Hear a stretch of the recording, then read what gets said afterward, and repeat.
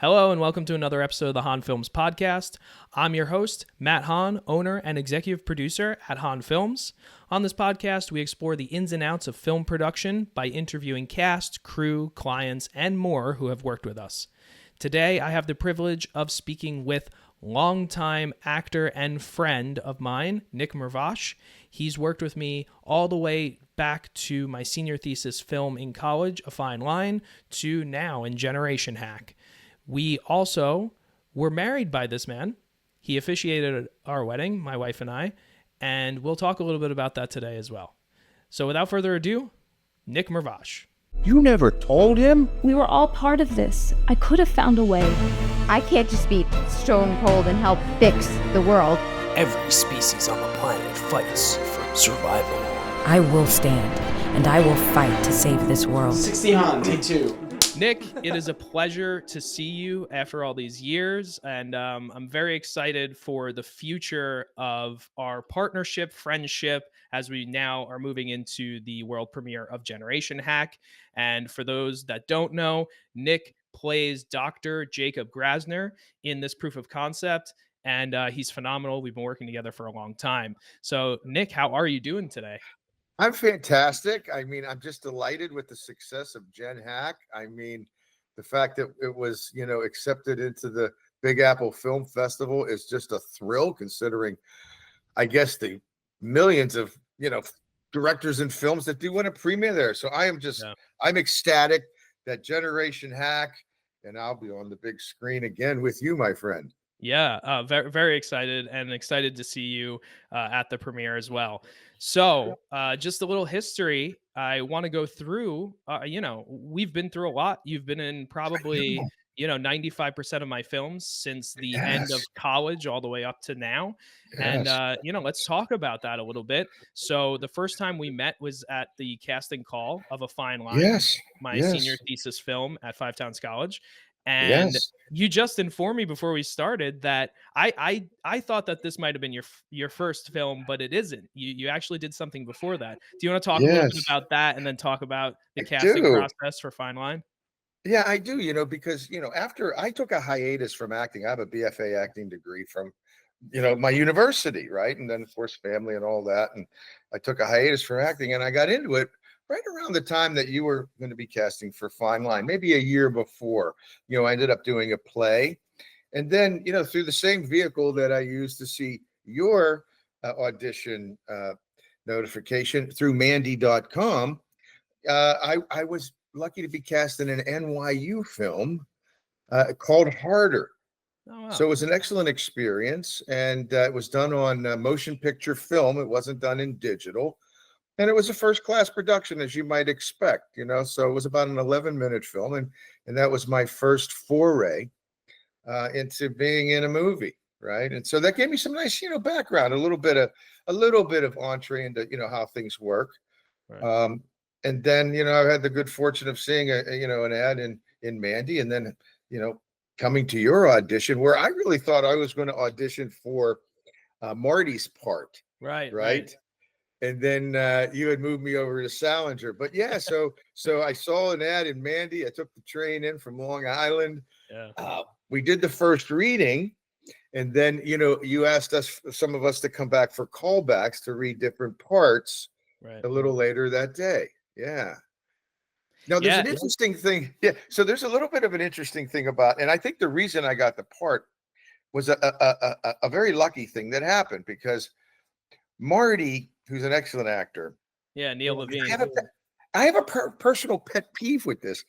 You could swear at me, you could call me names, you could push me around, but if you tap me or give me one of these little pats, I don't know, my anger it's just a non-voluntary reaction.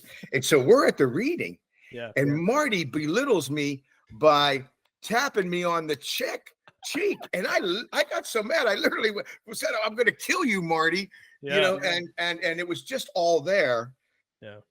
Pushed me over the edge in getting the role. So that was a fortunate, I guess, improv that happened during the audition. And it's funny because that chemistry and the way you two were together in that callback is the reason why the two of you together got that part, because You know, the two of you, even once we the diner scene was the first thing we shot. I remember so vividly, which very sad to know the Peter Pan diner actually burnt down. I don't know if you heard that. Like Oh, it I was didn't know that. like less than 6 months ago. It's crazy. I Very, didn't very sad know about that. that.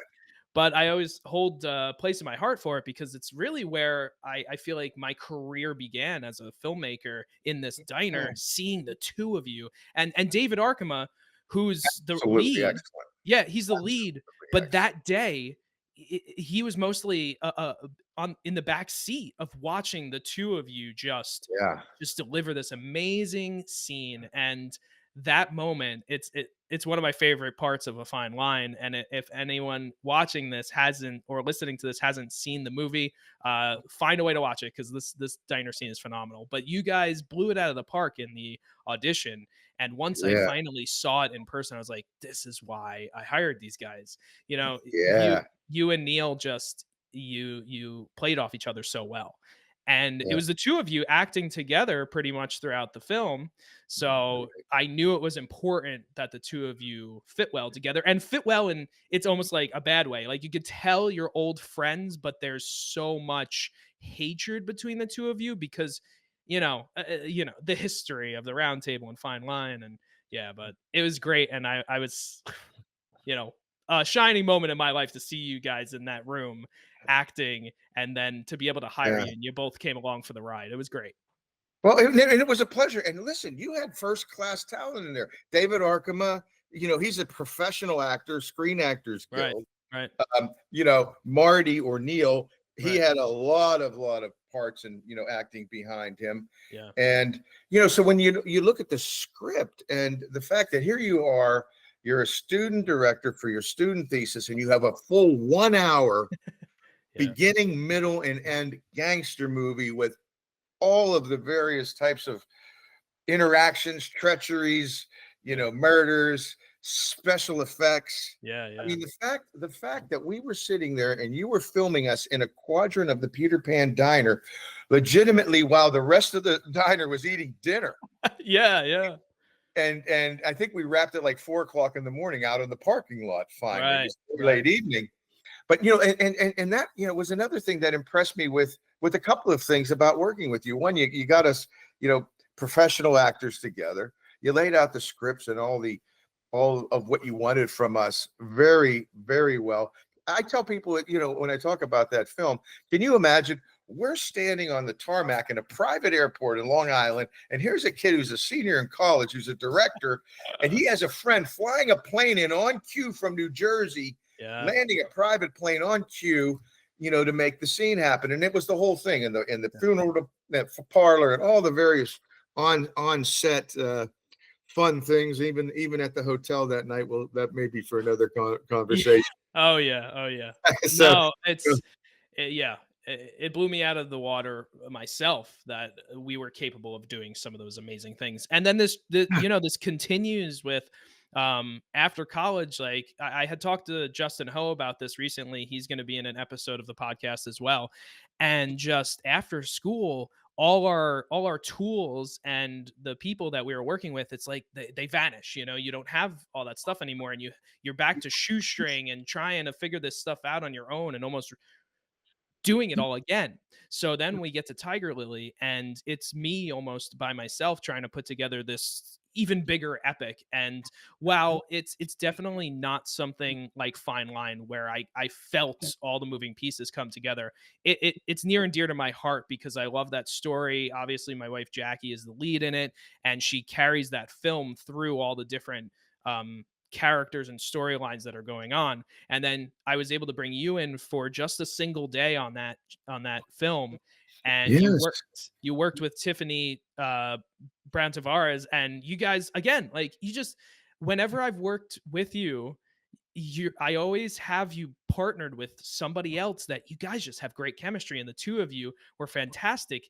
And all you had to do was work in that one little bedroom for an entire day, Yeah. and it worked throughout that whole film. And yeah, I mean, I love that. You want to say a little bit about like how you felt about that process coming back? Well, And yeah, and I do, and not only with this film, right? Because and all the films that that I've had the honor and pleasure of working with you on, Yeah. you have a very deliberate course of action. Everything is planned out. Every shot is planned out. There is an efficiency in terms of how you're moving the crew. So we're moving through our day, and there's no hiccups in that regard because, right, there's enough retakes, enough things that we have to do, let alone, spending extra time setting things up. You have everything well planned out. It moves because, when we were filming that scene, when I was filming the scene in Tiger Lily with Tiffany, I mean, it was like 100 degrees in that bedroom, right? Because we had all the lights off, everything else. She's under the covers.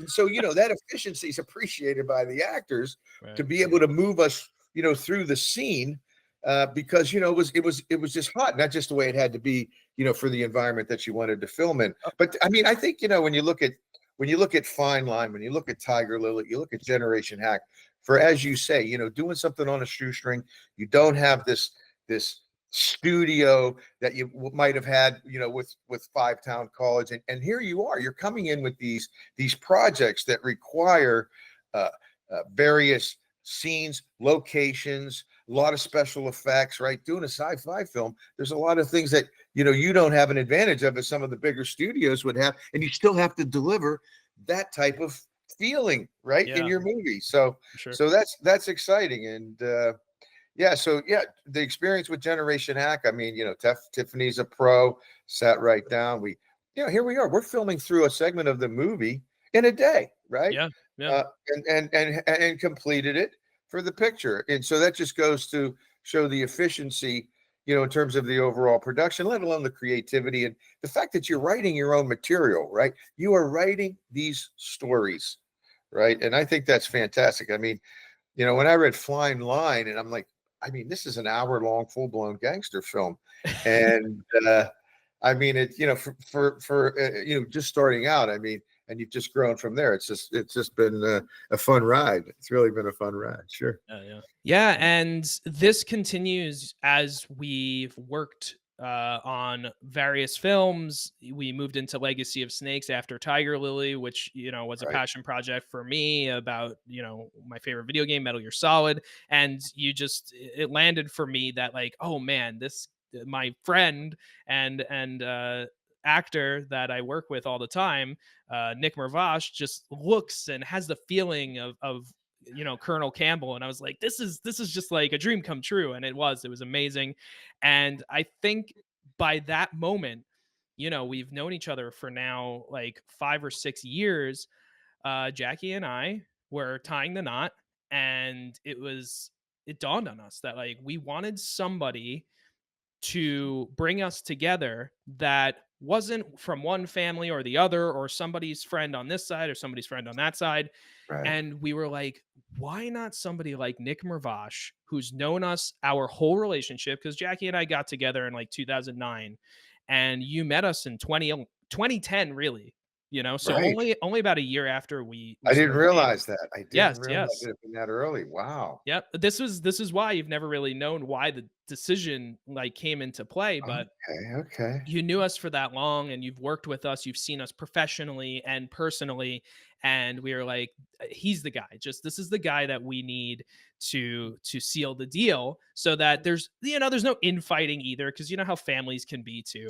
But we Sure. wanted somebody on the outside that knew us in a different way than our families, that could tell stories in a different way too. Right. So I remember, I think we sat down in a different diner in Long Island to ask you to do this. And if you want to say a little bit of how that process was, you had to get officials and all that. Yeah, I mean, so first of all, I didn't realize it was the Fine Line was really at the beginning of yours and Jackie's relationship. I was, because you guys seemed like you had been together for much longer at that point. Right. You were really operating in a very smooth and cohesive pair. But the other thing is that certainly an honor, right? I've never officiated a wedding. It's truly an honor, and the fact that during Fine Line, I had the pleasure of meeting a lot of your family, who also participated in the film. I mean, your brother excellent actor, man. He's sinister, excellent role in that part, right? Yeah. And your mother and Mike, on the sets, and they were in the diner with us, right? So I had that chance to get to know your family and some of Jackie's. I got to meet a little more of Jackie's when I came down to film Tiger Lily, because we had stopped over your house, or we were filming at her grandparents' house, I think. And so I got to meet her family and her side of the family. So that was kind of an entree. But I was really blown away because I'd never officiated a wedding. And, it was quite an honor to be able to do so. Plus, it was a lovely trip up to Vermont, which was a beautiful place where you guys got married. I thought the interesting thing, though, from keeping it true to form was that you had a full-blown script of about 13 to 15 pages to memorize. Yep. I tell these stories. You don't understand. And I'm memorizing this thing, right? Well, I'm on a little vacation myself, but I'm memorizing this thing. But what you really threw me for the loop was in the morning when I wake up and see my email and you change 5 pages. Oh no, did I? I don't and you remember edited that. and rechanged some stuff. And I'm thinking about, what does this guy think of, a soap opera actor or something? You want me to just, take a look at this? Here's your pink pages to replace the white ones. Yeah. And people get a kick out of it because I tell the story, about that. And then, when we're at the ceremony, of course, you have a film crew there.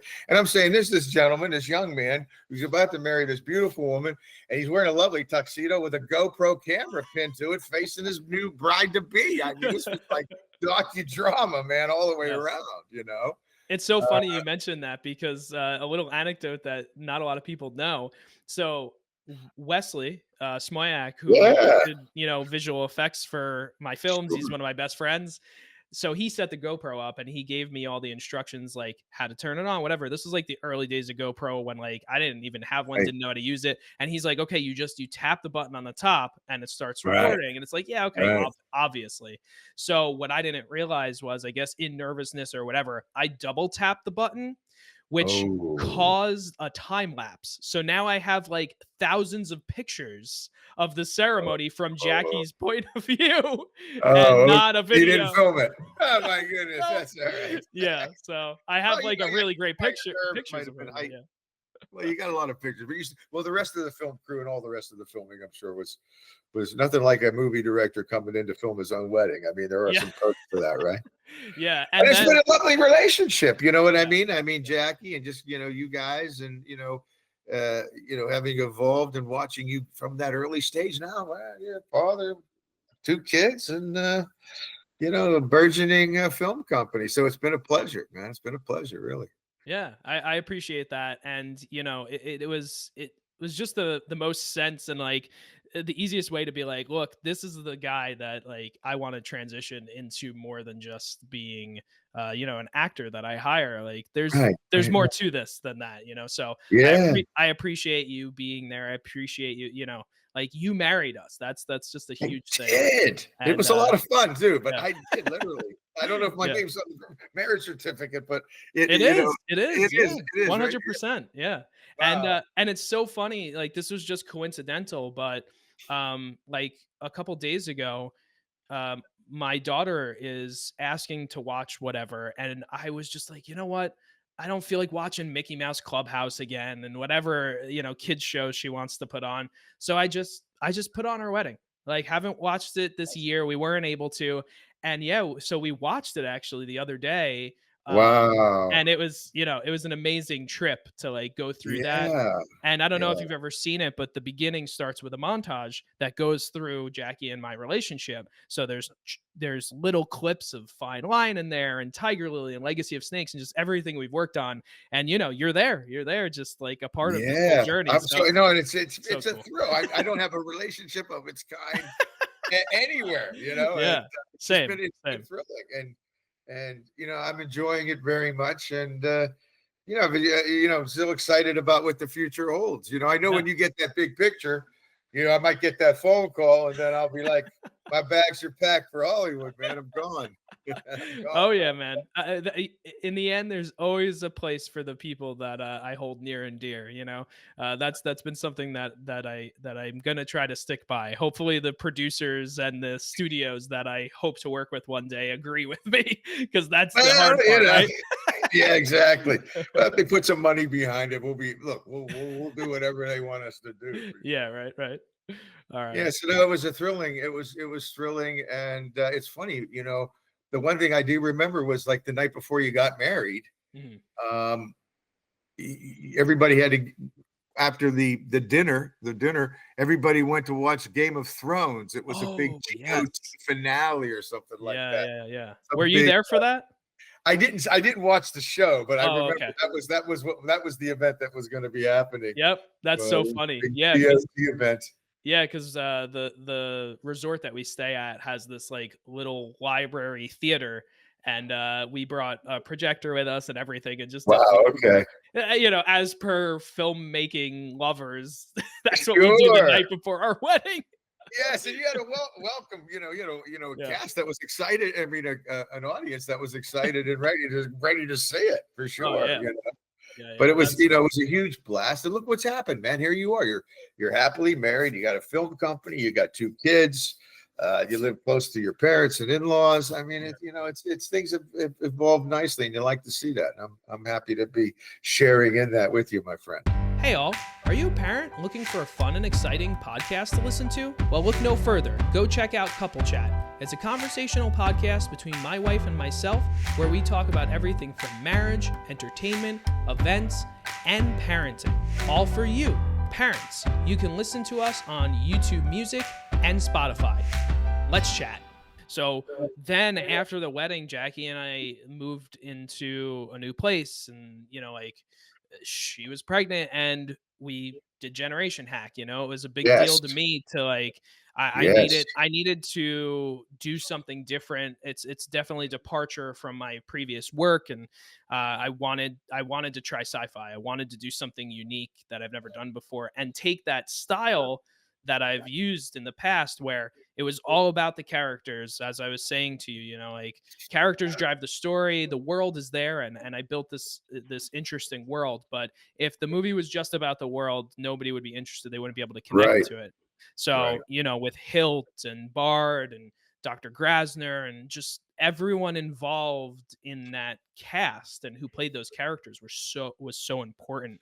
And I had the opportunity to work with you again. I was like, this is just a proof of concept. It's a short film, also a departure from what I usually do, because I knew Generation Hack was a big thing and I wasn't going to be able to do it on a shoestring budget. And I got together a little bit of money to shoot like 12 minutes of the feature script.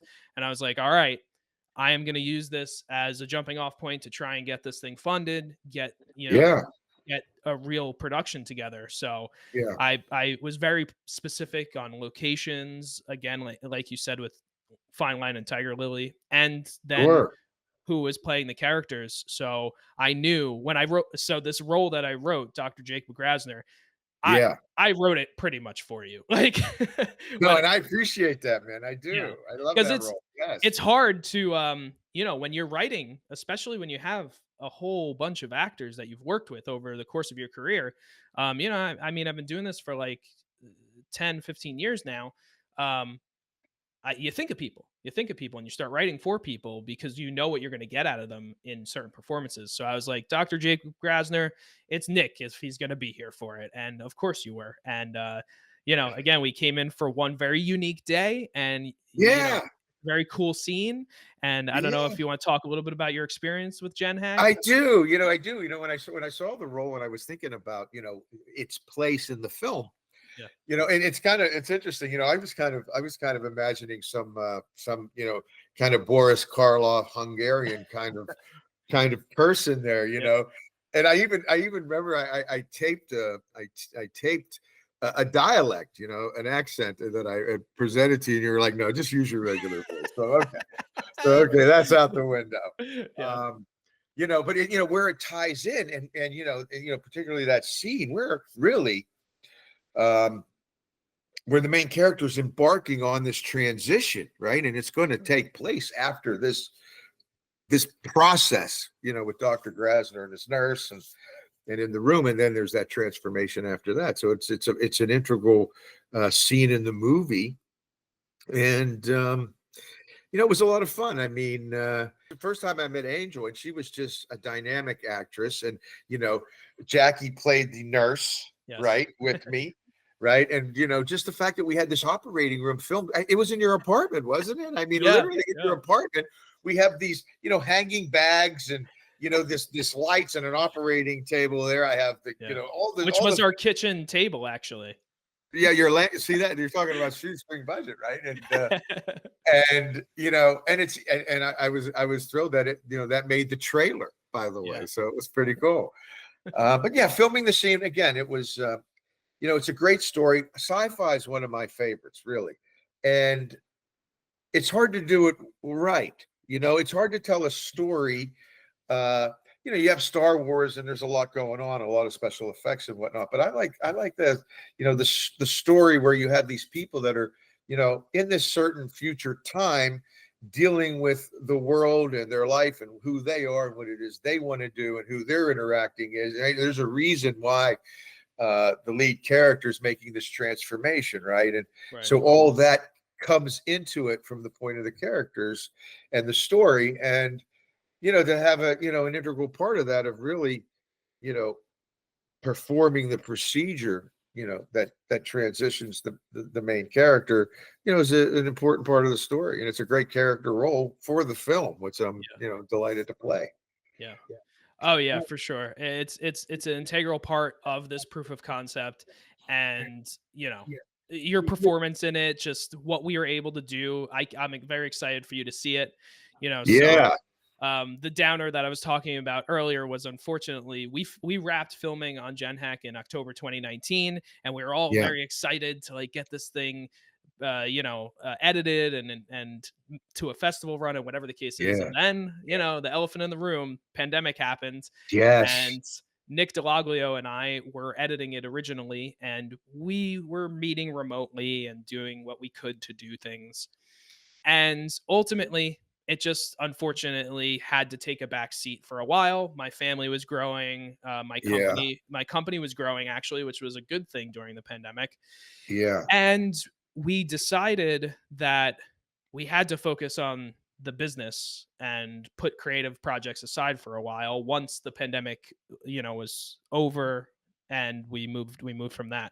So now it's 2024, and I have a whiteboard next to me that has been in my peripheral vision telling me to finish this film.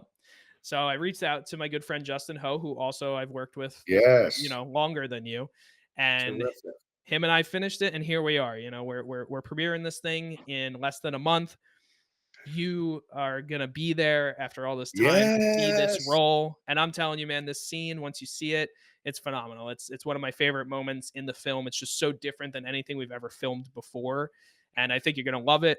And I'm very excited for you to be back in that, seeing you on the big screen and so on. Oh my goodness, it's just a thrill. I got to tell you, I've told everybody about it. My colleagues at work, everybody. I've and everything's just so first class. The poster for the movie is incredible. I mean, it is. I don't know how you did it, but it is incredible. That is as professional as any other big studio poster that I've ever seen for any movie. The trailers are thrilling, right? Because a lot of what I've done to share some of the work with my friends is I've been able to show them the trailers and what online. And I've already had people ask me to borrow Fine Line, believe it or not. Right? We've seen some of the trailers. I'm tooting my own horn a little bit because not a lot of people work with actors that have been in movies and stuff. So and everybody kind of gets blown away. I mean, it makes me feel good too. I can't say it doesn't, right? So the whole and so when I walked away from the filming in Generation Hack, I really wasn't sure what was going to happen in terms of the rest of the movie, or how long it was, or what was ultimately going to happen. And then here it is, things have come full circle. You did get the movie done, which is terrific. I can't imagine the amount of work that you had to do on that. I mean, really, in and amongst all the other things that you're doing with the family, the business, and everything else, somehow you find a way to write these stories and film them and bring them to life, and then make them look perfect for the screen. So you're doing it. You're able to do it, and it's been a great thrill to participate in. And I'm very excited about seeing Generation Hack. And And, I'm looking forward to seeing how it plays out on the big screen for sure. And I'm really hoping that, folks feel like we do, that, hey, it's a great picture to make, and they get behind it, and, lets you expand the story in the film. Yeah. And like we said earlier, I hope to the gods or whoever we believe in up there that you're along for that ride. I'll always be fighting for everybody that helped me make this film. I couldn't be who I am today without all of you. So yeah, I thank you so much for coming on today to talk a little bit about our history and our future. It's been a pleasure. It's been a lot of fun, man. Anytime. One of the most fortunate things in terms of my acting professional career and personal life was the good fortune to answer that ad out of nowhere and come into your world and be a part of a friendship and a professional working relationship and a familial relationship with you and your family, man. It's been a real treat, really unique and one of a kind in my life for sure. Well, great. I'm glad to hear that. Thank you so much, and look forward to seeing you at the premiere. Okay, thank you, Matt. Appreciate it. There you have it, Nick Mervosh. Met him all the way in 2010 at the casting call for my senior thesis film in college, A Fine Line, and we worked together on everything from Tiger Lily, Legacy of Snakes, a little film about my life called Here Come the Hahns, and today with Generation Hack. The premiere was an amazing success on December 11th, and I'm so happy for everyone that was able to come to it. And now, if you're interested in seeing Generation Hack after that, stay tuned for more festival viewings of the film in 2025. In the meantime, I'm Matt Hahn, and this is the Hahn Films Podcast. I'll see you in the next one.